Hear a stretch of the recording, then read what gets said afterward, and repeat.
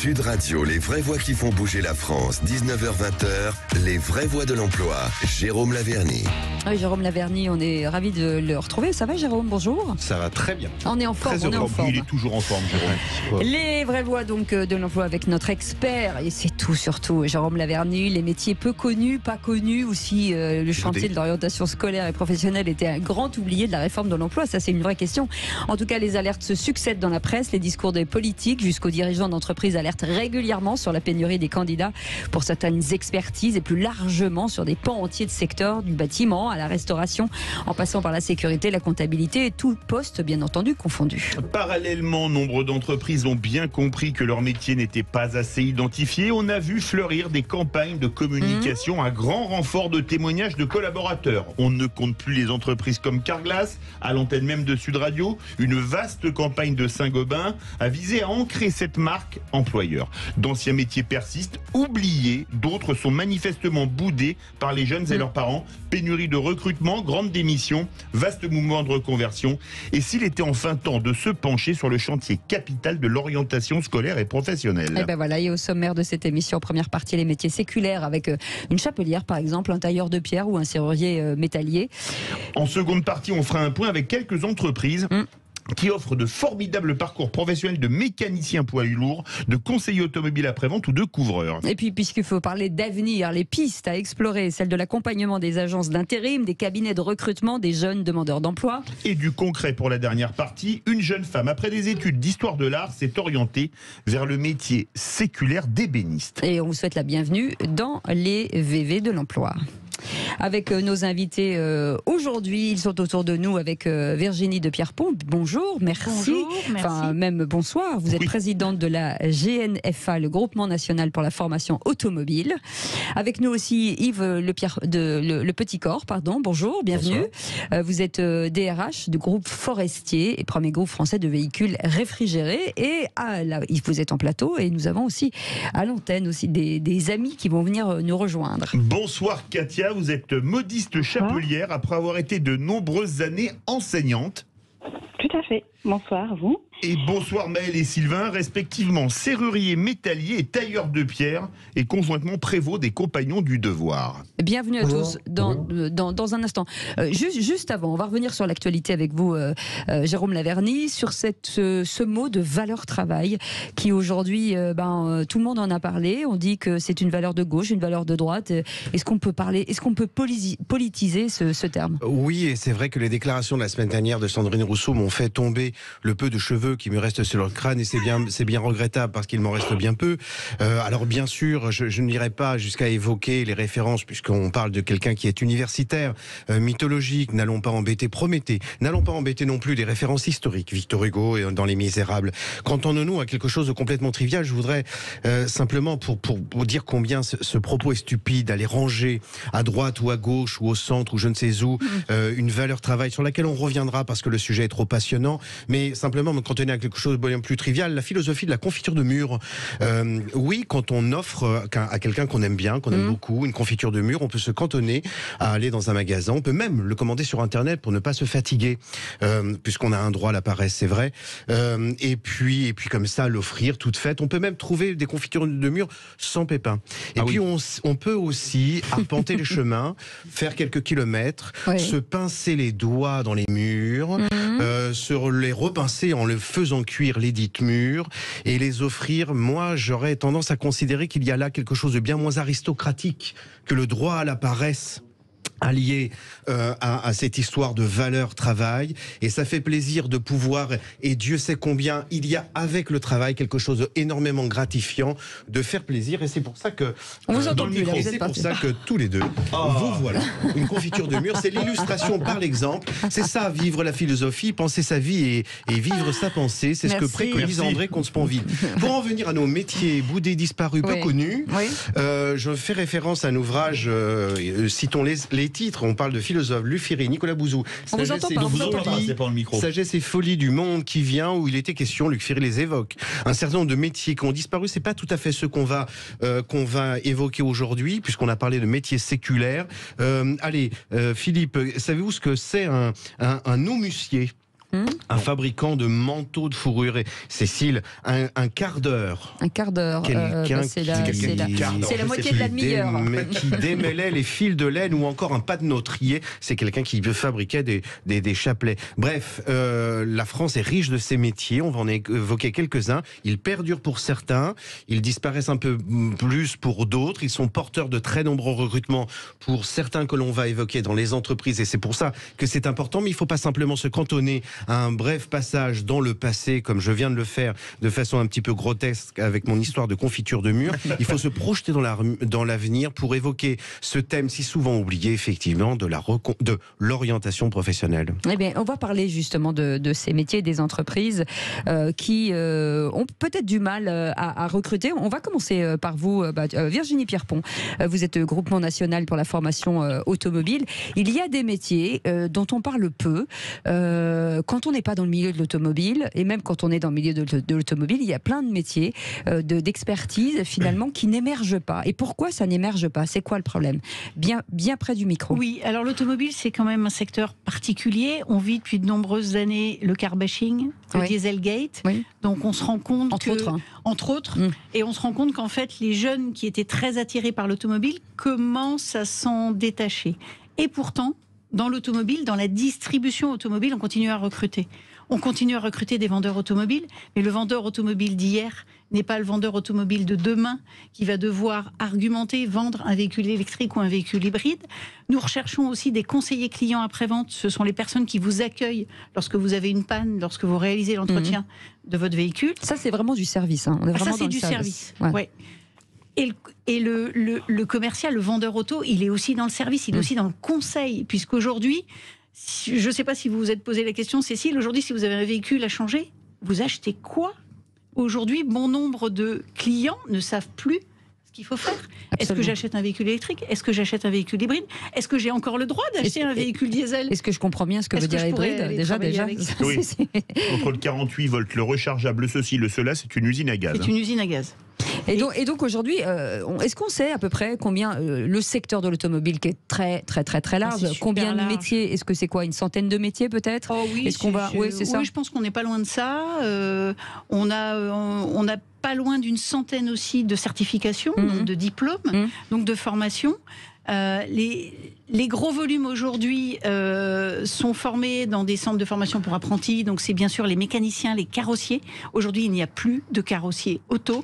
Que votre véhicule il soit électrique, hybride, diesel, il faut une carrosserie. Voilà, quel que soit le matériau. Quelle que soit la technologie. Voilà, Yves Le Petit Corps, vous êtes DRH au groupe Petit Forestier. Là, on est sur une typologie d'expertise différente. On cherche quoi? On cherche des gens qui savent gérer le froid, des conducteurs. Alors effectivement, le groupe Petit Forestier... Frigoriste serait très dur à trouver, il paraît. Absolument. Absolument. Et c'est en fait le cœur de métier de l'entreprise. On est spécialisé dans le transport frigorifique. La particularité, c'est que nous avons des milliers de véhicules, 65 000 véhicules sur toutes les routes, mais nous ne cherchons pas de chauffeurs. Et en fait, l'image qu'on peut donner de cette entreprise ou qu'on peut avoir dans le grand public, c'est vous cherchez des chauffeurs. Non, nous cherchons des mécaniciens et des frigoristes. C'est vraiment des métiers techniques bien précis. Frigoriste, c'est quoi exactement en 30 secondes? Alors, en fait, c'est celui qui va gérer tout le système de froid embarqué sur un véhicule. On a un châssis et on met une caisse. Et sur cette caisse, on va installer tout le système frigorifique. Et le frigoriste va s'assurer que le système frigorifique fonctionne bien pour pouvoir assurer le transport, la conservation de vos marchandises. Eh bien, il faudra me l'envoyer, j'ai un problème de congélateur chez moi. Restez avec nous, on revient dans un instant, c'est les vraies voix de l'emploi, bien sûr. C'est un peu plus gros le compresseur qu'il y a dans le 38 tonnes. Avec Jérôme Laverny et tous nos invités, vous allez découvrir des métiers qu'on aime beaucoup, ou entendre parler des métiers dont on n'entend pas parler, ce qui est un peu dommage parce que ce sont de très belles expertises. C'est les VV de l'emploi, c'est jusqu'à 20h, à tout de suite. Les vraies voix de l'emploi avec Jérôme Laverny. Merci beaucoup Jérôme de nous rappeler quand même qu'il y a des métiers aujourd'hui dont on entend assez peu parler et c'est bien dommage. Et ils sont avec nous à l'antenne en direct sur Sud Radio. Katia, rebonsoir. Bonsoir. Bonsoir. Maëlle et Sylvain, rebonsoir. On va démarrer par Katia. Katia, vous êtes modiste chapelière après avoir été enseignante pendant de nombreuses années. Pourquoi ce changement et pourquoi vers cette activité qui est, même certains pensent que ça n'existait plus, si ça existe. Tout à fait. Écoutez, moi j'ai enseigné, comme vous le disiez, environ une dizaine d'années. J'ai enseigné donc justement en CAP, en BEP, en Bac Pro, en BTS et en licence. Et j'enseignais donc les métiers de la vente, entre autres, puisque j'étais professeure en sciences et techniques de l'économie. J'enseignais également l'éco-droit, la gestion et puis d'autres matières. Alors en fait, j'ai toujours été passionnée de mode et il est vrai que quand j'étais plus jeune, au moment de l'orientation, là ça a été le gros dilemme parce que donc je souhaitais m'orienter justement vers les métiers de la mode. Cependant, donc je n'étais pas la seule à faire ce choix. Donc mes parents m'ont conseillé de m'orienter davantage vers des métiers plus valorisés, traditionnels à l'époque, en tout cas plus valorisés à l'époque. Alors justement, Maëlle, vous êtes serrurier métallier. Alors aujourd'hui, pour le commun des mortels, la serrurerie, c'est des serrureries industrielles qu'on vend dans les grandes surfaces de bricolage ou qu'on installe sur les chantiers. Comment est-ce qu'on devient serrurier métallier et quel type de serrure fabriquez-vous ? Alors, du coup, je vais répondre avec une description plus simple de mon métier, parce que le serrurier ne fabrique pas particulièrement de serrure aujourd'hui. C'est un métier qui est affilié au bâtiment, on travaille du métal dans le bâtiment. Donc, ça peut être des réalisations en menuiserie métallique, des escaliers, de la charpente métallique, de l'ameublement. En fait, c'est tout ce qui touche à des travaux métalliques pour le bâtiment. Ça veut dire que c'est spécifique, c'est quoi? C'est du sur-mesure? C'est souvent du sur-mesure. On répond à des commandes de clients particuliers sur mesure et ça peut être standardisé, répondre à des commandes sur des appels d'offres qui sont industriels. Et c'est pareil, le cheminement, pardon de vous avoir coupé, le cheminement justement pour arriver à ce métier, c'est quoi? Est-ce que c'est ça qui est intéressant? Est-ce que c'est un choix? Est-ce que c'est finalement un hasard qui fait que vous êtes heureux dans cette profession aujourd'hui? C'est un choix et un hasard, parce que moi je sors d'un parcours général, j'ai fait un bac général en filière économique et sociale. Ah oui. Après j'étais à l'INALCO, j'ai fait une licence de chinois à Paris, au Langzhou, ouais. Et suite à ça, j'ai bifurqué parce que je voulais avoir un autre langage, communiquer avec mes mains. Et du coup, chez les Compagnons du Devoir, en plus des valeurs qui sont associées au métier, qui m'ont tout de suite touché. Et quand on m'a proposé de partir sur le Tour de France, j'ai été séduit très rapidement et je me suis très vite rendu compte que oui, je lui trouvais un bonheur, j'étais heureux dans ce parcours-là. Et puis j'ai pu me spécialiser après sur la ferronnerie d'art. Donc j'ai bien trouvé mon compte. Sylvain, vous êtes tailleur de pierre. Vous faites pas ce que fait Obélix quand il taille des menhirs dans les aventures d'Astérix. Expliquez-nous ce que fait un tailleur de pierre. Non, Obélix, c'est un petit peu archaïque. Comme Philippe David. Le métier a vraiment évolué. Maintenant, on va avoir de l'outillage électroportatif, disqueuse. On a même des machines numériques. On va faire de la programmation. Et moi, j'associe le tailleur de pierre surtout à la filière pierre. Ouais. Simplement parce que dans la filière pierre, on va avoir les métiers en carrière, donc l'extraction, l'usinage après en carrière. On peut avoir des marbriers, on peut avoir des tailleurs de pierre qui vont simplement être sur le chantier. Donc, c'est très, très varié comme métier. Alors, Sylvain et Maëlle ne sont pas simplement que tailleurs de pierre, et c'est déjà énorme, puisque au passage, ils ont quand même dit qu'ils étaient heureux. Et c'est quand même tout le but de la manœuvre. Ils ne sont pas donc que tailleurs de pierre et serruriers métalliers, ils sont aussi prévôts des Compagnons du Devoir. Or, prévôt des Compagnons du Devoir, ça veut dire qu'ils dirigent un CFA. Ce qui suppose, logiquement, lorsqu'on recrute un directeur de CFA, un niveau Bac+5. Il faudra donc qu'on parle un jour de cette réconciliation qu'il conviendra d'opérer entre des métiers manuels, dits manuels, et d'autres qu'on serait amené à considérer intellectuels. Autre petite chose aussi, donc on paye aujourd'hui l'addition, c'est vrai, c'est pour ça qu'il faut qu'on parle d'orientation. On paye l'addition de décennies où on s'est borné à orienter un jeune vers des métiers professionnels dès lors qu'il avait de mauvais résultats scolaires. C'est vrai. On paye l'addition de cette litanie de passe ton bac d'abord. On paye l'addition de ce mépris sur les métiers manuels qui a valu que lorsqu'on dit de quelqu'un qu'il fait des études, on ne dit pas qu'il fait un CAP, on dit qu'il fait des études post-bac. On paye ces années de mépris de gouvernements qui ont conçu des contrats aidés pour soutenir des jeunes éloignés de l'emploi, en considérant qu'un jeune qui était titulaire d'un CAP, il était éloigné de l'emploi, alors qu'on a là 3 parcours de gens qui bizarrement sont heureux en ayant renoncé à leur droit à la paresse, confère notre universitaire chéri, et qui n'ont pas logé la valeur travail là où on sait. Eh ben dis donc, les parents viennent de prendre cher là.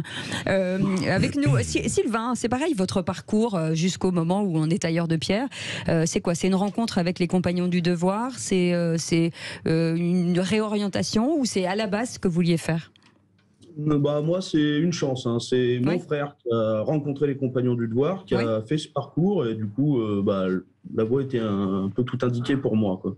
Est-ce que on dit souvent que ce sont des métiers pérennes d'avenir, même si on les connaît un peu moins que les autres, parce qu'il y a toujours du travail. C'est un travail d'artisanat et parfois et souvent d'artisanat d'art, comme vous l'avez dit tout à l'heure, Maël.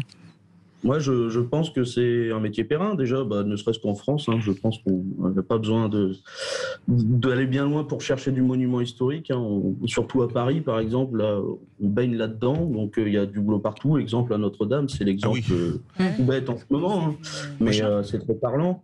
J'ai une petite question pour Virginie et Yves, donc respectivement président du GNFA et DRH de Petit Forestier. Est-ce que vous recrutez Katia, Sylvain et Maël comme futurs mécaniciens poids lourds ou futurs, à raison d'une formation, conseillers service après-vente? Oui, bien sûr. Car en réalité, le diplôme le plus demandé aujourd'hui, c'est très nouveau. Universellement, tout secteur confondu, c'est le diplôme de savoir-être. Si on veut revêtir le cache-sexe de cette expression française, on peut dire titulaire de master en soft skills. Oui. Ça, c'est très important. Ça, c'est très important. Et c'est la raison pour laquelle ce diplôme-là, il permet des passerelles assez surprenantes, comme celle de Katia, merveilleux, de Sylvain et de Maël. Et ça doit conditionner notre troisième chapitre. Je voudrais poser une question à Katia, parce que chapelier, dans les petites villes de province, il y en a de moins en moins. Quand vous êtes lancée comme chapelière, quel tissu de clientèle avez-vous cherché? Philippe et Jérôme. Et Philippe et Jérôme aussi. C'est vrai, parce qu'auparavant, en fait, on comptait au moins un chapelier et une modiste dans chaque ville de province.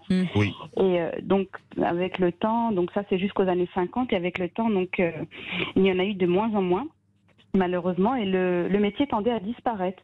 Et puis, aux alentours des années 2000, on a assisté donc à un regain d'intérêt pour ce métier. Et donc, j'étais moi-même passionnée justement, même en étant professeure par ce métier, parce que je trouvais ça extraordinaire de pouvoir créer ainsi de ses mains. Et donc du coup, quand j'ai décidé moi-même de monter mon entreprise et de me lancer en tant que modiste chapelière, je savais tout de suite que je souhaitais ouvrir mon propre atelier et avoir donc être indépendante. Et donc du coup, je me suis donc de suite lancée vers le chapeau, mais le chapeau grand public, pour justement le chapeau que tout le monde pouvait porter. Mon objectif étant justement... Comment ? Et votre site ? Mon site, c'est Katouchti. Katouchti. Comment ça s'écrit ? Katoushti. Parfait. Et donc, c'est les chapeaux pour monsieur, madame, tout le monde. Et exactement, parce que justement, je trouvais que ça se perdait énormément. Et donc, je me suis dit, moi, je vais dépoussiérer un petit peu, à mon échelle, bien sûr, le monde de la chapellerie, et puis je vais arriver avec des chapeaux déjà assez faciles à porter au quotidien, et puis qui gardent, en gardant toujours ce savoir-faire propre à la chapellerie française. Eh ben, merci beaucoup Katia, merci Maël, merci Sylvain. Normalement, quand on n'a pas de cheveux, on met des chapeaux. Je vous en ai déjà vendu deux dans le studio. Merci en tout cas d'avoir été avec nous, et vous savez comme on aime les compagnons du devoir, et vous savez comme on aime ces métiers d'artistes, parce que c'est quand même, ce sont des artistes quand même, il faut le dire. On revient dans un instant avec la suite de nos invités, et nous sommes ensemble pour les vraies voix de l'emploi, et c'est jusqu'à 20h. Alors si vous cherchez un emploi, ne le cherchez pas forcément dans ce que vous savez faire. Vous savez qu'il y a des pléthores de métiers qu'on ne connaît pas. Il faut aller découvrir, il faut aller fouiner, il faut aller rencontrer des gens, il faut aller voir des entreprises. Il faut aller voir des gens comme Jérôme Laverny qui connaissent tout, qui fouinent, qui regardent, qui mettent... Et qui fait même des confitures. Absolument, qui fait des confitures ratées. Mais bon, c'est comme ça. Et avec nous, pour en parler, Yves Le Petit Corps est avec nous, DRH Groupe Le Forestier. Vous avez vu ces camions frigorifiques que vous avez vus sur l'autoroute, vous ne pouvez pas le louper, il y en a 65 000 en France. Virginie Virginie de Pierrepont est avec nous, présidente de je l'ai mal dit, du GNFA. Du GNFA, voilà, le groupement national pour la formation automobile. Et puis deux petits nouveaux. Audrey Gosselin est avec nous. Bonsoir, bienvenue. Bonsoir. Vous êtes responsable d'agence Synergie. Et Pierre Badevant, bonsoir. Bonsoir. Et vous êtes, vous, de l'UTB, qui est une grande entreprise de bâtiment. C'est ça? Je ne me suis pas trompée? Union technique du bâtiment. Voilà, c'est ça. Virginie Pierrepont, on parlait des métiers de l'automobile. Il y aurait intérêt à un moment donné de faire un croisement entre des demandeurs d'emploi, de venir voir les métiers, de venir en immersion, d'essayer de comprendre, de voir, de se dire tiens, effectivement ça peut être intéressant. Fille ou garçon, parce qu'on a l'impression que l'automobile c'est très féminin, c'est très masculin. Très masculin. C'est une fille qui a été pilote automobile qui vous dit ça, mais ça se féminise. Oui, ça se féminise de plus en plus et c'est tant mieux. Ça se féminise y compris dans les métiers techniques. Maintenant, tous les métiers de commerce, que sont le vendeur automobile ou le conseiller client après-vente, sont déjà des métiers de plus en plus féminisés. Quel client aujourd'hui ne serait pas ravi d'être conseillé sur son choix de véhicule par une femme, accueilli par une femme en réception après-vente lorsqu'il a une panne, une problématique sur son véhicule, qui mieux qu'une femme pour vulgariser la problématique et l'aider à passer un cap qui est toujours difficile. C'est jamais un plaisir quand sa voiture est en panne. On sait que ça va nous compliquer l'existence dans les jours qui suivent. Donc oui, les métiers se féminisent et la reconversion est aujourd'hui quelque chose qui devient prégnant pour les entreprises.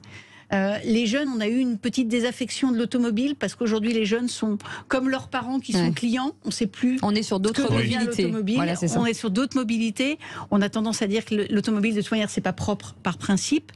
Donc les jeunes réfléchissent autrement.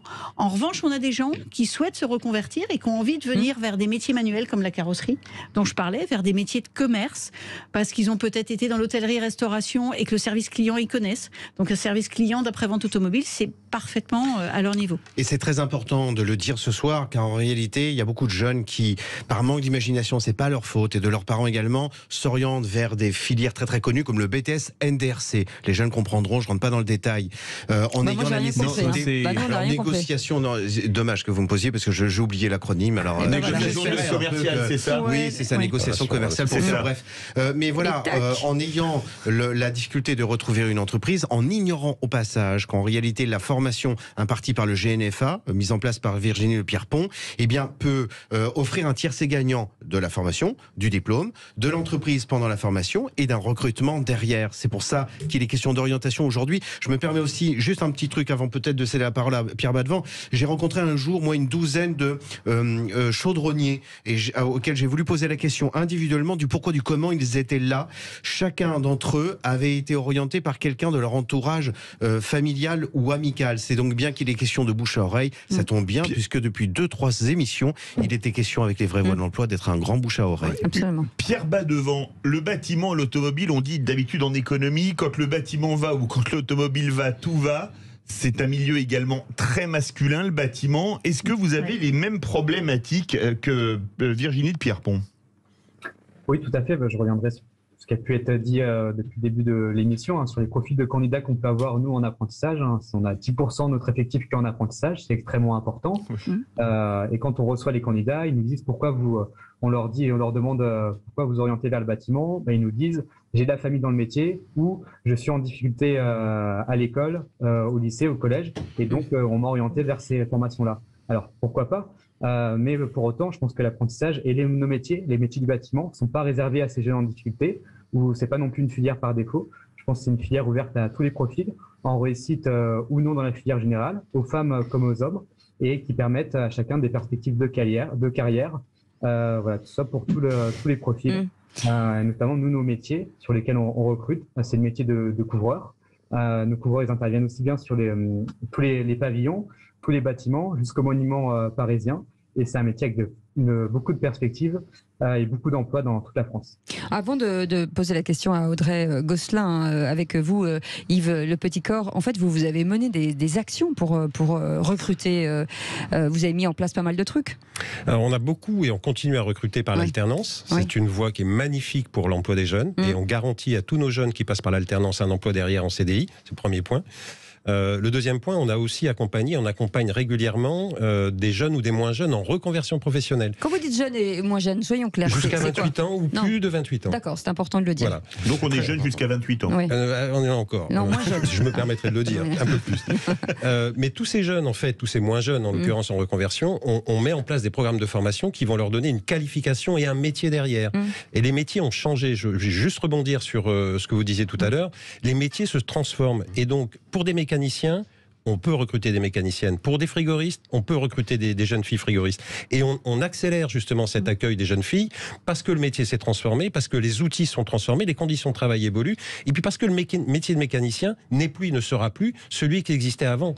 Aujourd'hui, on va utiliser des technologies nouvelles, la digitalisation se fait sur le métier de mécanicien, et on va pouvoir analyser en amont les pannes qui vont se produire, intervenir, prévenir le client. On a une relation de service au client qui est beaucoup plus renforcée, et ce qui permet de donner un sens différent au niveau du métier. C'est plus uniquement je prends ma clé de 12 pour démonter quelque chose. Juste une toute petite question. Est-ce que dans ces métiers, il faut aller plus à 360, c'est-à-dire qu'est-ce qu'on n'est pas que simple mécanicien, on a aussi un service avec le client, la façon de parler au client, et on a envie de parler à la personne qui répare. Mais absolument. Mais aujourd'hui, la relation privilégiée du fournisseur et du client nous permet d'avoir ce contact entre le mécanicien et son client. Lorsqu'il fait un tour de parc du client, il va lui donner un certain nombre de conseils, et ce contact, ce service, c'est pas que de la mécanique. Audrey Gosselin, vous qui êtes responsable d'agence chez Synergie, est-ce que l'intérim, c'est pas une bonne méthode, une bonne manière pour mettre le pied à l'étrier dans l'automobile, le frigoriste, le bâtiment et tutti quanti?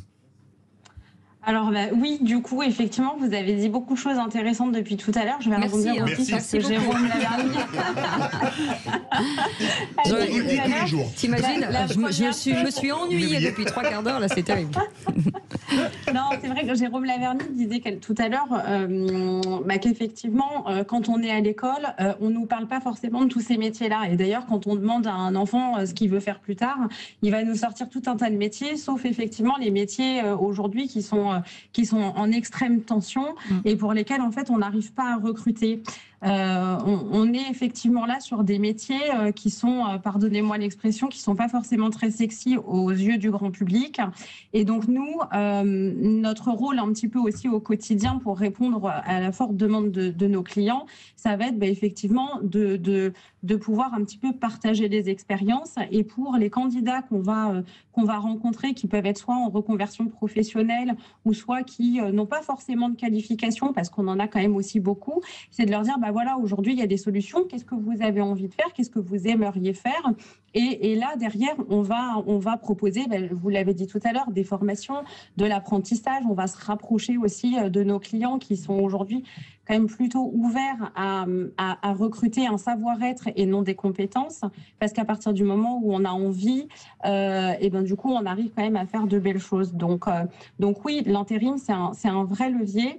Et nous, du coup, on est vraiment sur des relations triparties avec les candidats et les clients pour pouvoir répondre à ces demandes de métiers qui sont très pénibles. Ça veut dire que ça peut vous arriver régulièrement de dire j'ai envoyé un intérimaire dans une entreprise que l'entreprise a gardé finalement. C'est assez courant finalement aujourd'hui. Oui, complètement.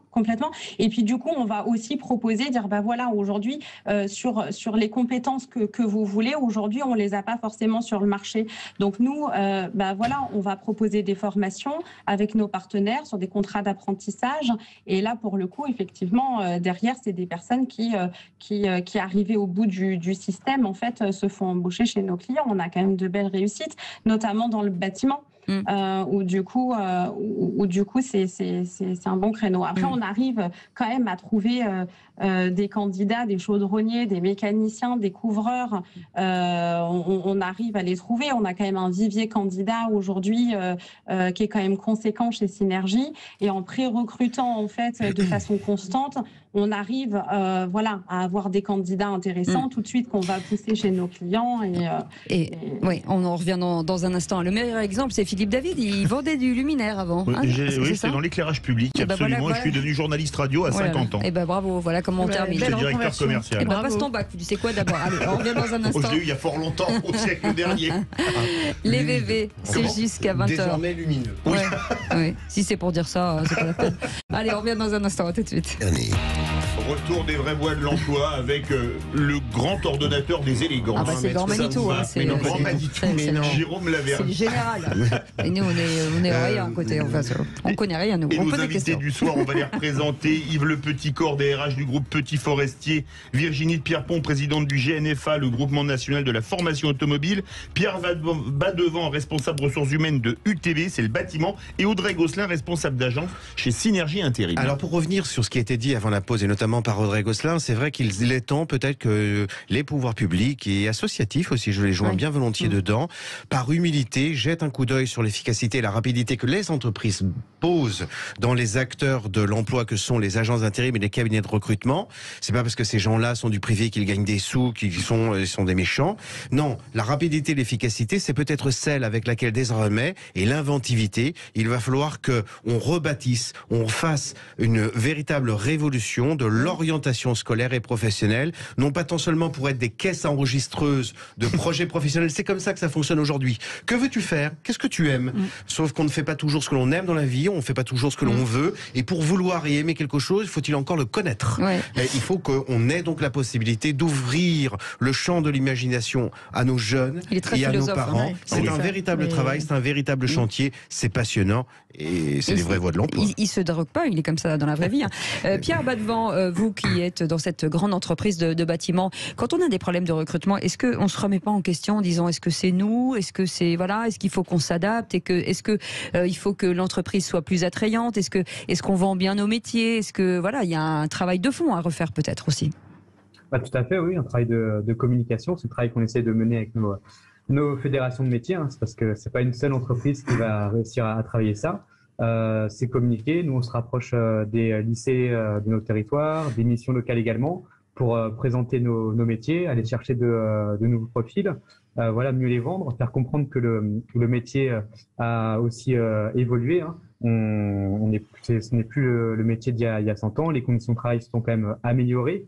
Et ça reste un beau métier avec des perspectives d'évolution. Et je vous coupe, est-ce qu'on dans une entreprise, souvent on rentre, on est dans un tunnel et on fait le même métier toute sa vie. Est-ce que chez vous, maintenant, ou dans les entreprises, je vois que Yves Le Petit-Corps me fait non de la tête, mais est-ce qu'on peut faire des bascules? Parce que c'est ça qui est intéressant aussi. C'est fondamental. C'est bien sûr. Évidemment, on peut faire des évolutions. On peut entrer comme couvreur, évoluer à un poste de chef d'équipe, prendre des responsabilités. On devient chef de chantier, conducteur de travaux. Pourquoi pas chargé d'affaires, responsable de service. Là, vous nous faites rêver, très bien. Ce que vous avez dit, Cécile, est fondamental. Oui, et souvent, là aussi, ça doit redéfinir. Toujours. Enfin bon, on peut gérer quand même. Mais alors, ça doit redéfinir l'orientation parce que, effectivement, il faut que le jeune et les parents n'aient pas la sensation que être serveur pendant 2 ans, c'est signer avec son sang et pour le restant de sa vie. J'ai une petite question pour nos 3 invités. Virginie de Pierrepont, est-ce que vos enfants, s'ils souhaitaient être conseillers après-vente, ils ont 4. Si vous aviez un fils ou une fille qui souhaitait être conseiller après-vente, vous accepterez bien volontiers. Yves Le Petit-Corps, un fils qui souhaiterait être mécanicien poids lourd, est-ce que vous y allez? Et de la même façon, Pierre Badevant, si votre fils ou votre fille souhaitait être couvreur, vous applaudissez dès demain. Et ça marche pour Audrey Gosselin aussi. Oui, ou chargé de recrutement, tout à fait. Alors, je vais me permettre juste de répondre très rapidement. La réponse est oui. Et j'ai dit à mes enfants, j'en ai 4, vous ferez le métier que vous avez envie de faire. Moi, mon rôle, c'est de vous accompagner pour le réaliser. Et vous changerez quand vous voudrez. Et ils font tous des métiers qu'ils ont choisis. Mais mécanicien poids lourd, c'est bon pour vous si vous avez un des 4 Aucun problème. D'accord. Levez la main droite et dit je le jure. Je le jure. Ouais, c'est bien. Juste vérifier quelles sont les motivations qui les emmènent vers ce métier-là. Parfait, bien sûr. Bien entendu. Voilà. C'est ça. Quel que soit le métier. Mais on en débattait tout à l'heure avant l'émission. Il y a une responsabilité des parents d'avoir pendant des années rejeté l'alternance, l'apprentissage, d'avoir considéré que c'était une voie de garage. Les mentalités commencent à évoluer, mais il faut qu'elles évoluent, y compris pour nos propres enfants et pas pour ceux du voisin à qui on va dire t'as raison. c'est bien que ton fils aille faire un métier manuel, mais se dire, si mon fils, ma fille fait un métier manuel, bah oui, c'est super, c'est riche, et il a autant de possibilités d'évolution qu'en faisant des grandes études. Mais c'est étonnant parce qu'on tout à l'heure on avait le tailleur de pierre, enfin ces jeunes gens qui parlaient de Notre-Dame. On avait parlé dans une émission précédente quand Notre-Dame a brûlé. Finalement, on a vu émerger des métiers qu'on avait oubliés et ça a créé peut-être des émulations en disant bah oui, on savait pas que ça existait. Bien sûr, ça a créé ça. Et il faudrait peut-être, alors pas d'événements tels que ça, c'est se dire non mais non, c'est pas le but, c'est de dire qu'à un moment donné, en mettant en lumière certains métiers, forcément ça. Et j'espère que cette émission Pierre Badevant n'a pas signé avec son sang, il n'a pas juré pour l'instant. Alors oui, je confirme également, encore une fois, s'il s'épanouit dans ce métier, c'est le plus important. Et je sais que le métier de coureur, c'est un très beau métier, passionnant, dans lequel on peut s'épanouir. Nos coureurs sont parfois des passionnés d'histoire. Hein, quand on intervient, nous, sur le Grand Palais, les châteaux de Chambord, de Villers-Cotterêts, les hospices de Vaulnes, château d'Auville-Comte, c'est absolument passionnant. Et quand ils parlent de leur métier, on les écoute et on apprécie. Mais vous communiquez là-dessus, pardon, Jérôme, vous communiquez là-dessus dans vos campagnes de recrutement en disant vous allez participer à ça ou participer à ça? Bien sûr, oui, on n'hésite pas à communiquer. On a la chance de pouvoir intervenir sur les monuments historiques. Donc, on en profite. C'est une belle vitrine. Audrey Gosselin voulait réagir à la question qu'avait posée Jérôme Laverny sur les enfants. Ah oui. Alors... oui. L'idée, c'est qu'effectivement, on passe quand même beaucoup de temps au travail. C'est important de faire ce qu'on aime. On est plutôt dans l'échange et comme tout le monde le disait, l'idée, c'est d'accompagner nos enfants. Donc on les suit, peu importe ce qu'ils veulent faire, peu importe la voie qu'ils choisissent. La chose fondamentale, c'est d'accepter que les voies vont être différentes au fil du temps, de tout un parcours professionnel. La chose qu'il faut jeter aux orties définitivement, mais c'est trop passionnant, on y reviendra sans doute dans une prochaine émission, c'est cette dichotomie entre métier manuel d'un côté, métier peut-être intellectuel. L'intelligence qui permet d'obtenir un diplôme, par exemple, pour être enseignant-chercheur à l'université, ou député d'ailleurs, tiens. Ne condamne pas à l'intelligence ad vitam aeternam. On peut guérir de cette intelligence. On le voit tous les jours. On peut le guérir. On l'a vu dans des déclarations la semaine dernière. Comment il va? Voilà, il faut vraiment avoir une méthodologie un peu différente. Savoir qu'on va avoir plusieurs voies peut-être, des passerelles qui vont permettre de passer d'un métier à un autre, que les entreprises sont tout enclines à faciliter ces passerelles-là, ne pas opposer au métier manuel à métier intellectuel. Les compagnons du devoir, les prévôts des compagnons du devoir l'incarnent dans leur activité. Ils sont prévôts, métier dit intellectuel, et ils ont été serruriers, métalliers et tailleurs de pierre. Il faut ouvrir le champ, laisser courir l'imagination, parce que ainsi va la vie, comme elle court, y compris dans le milieu professionnel. Amen, j'ai envie de dire. Ah oui. Voilà. Est-ce que une dernière peut-être avec vous, Yves Le Petit-Corps ou Virginie de Pierrepont, peut-être une action que vous avez envie de mener sur l'avenir du secteur automobile? Nous, ce qu'on aimerait, c'est une médiatisation de l'automobile, mais une médiatisation à travers les métiers.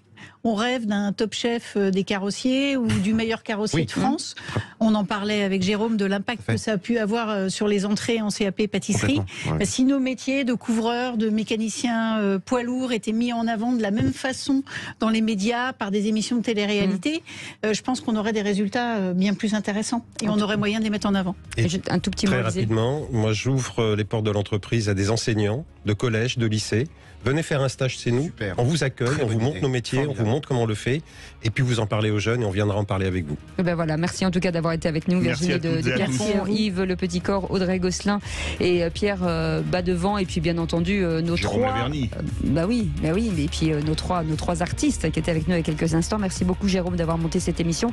Merci Félix David, on se retrouve demain à 17h. Dans un instant, c'est Conseil de famille avec Stéphane Moller, et juste après à 20h, Yvan Cujous reçoit Cathy Guetta. Oh dis donc, c'est dingue. Et nous, et demain matin, Benjamin Glaise et Patrick Roger pour le grand matin. Passez une belle soirée sur Sud Radio.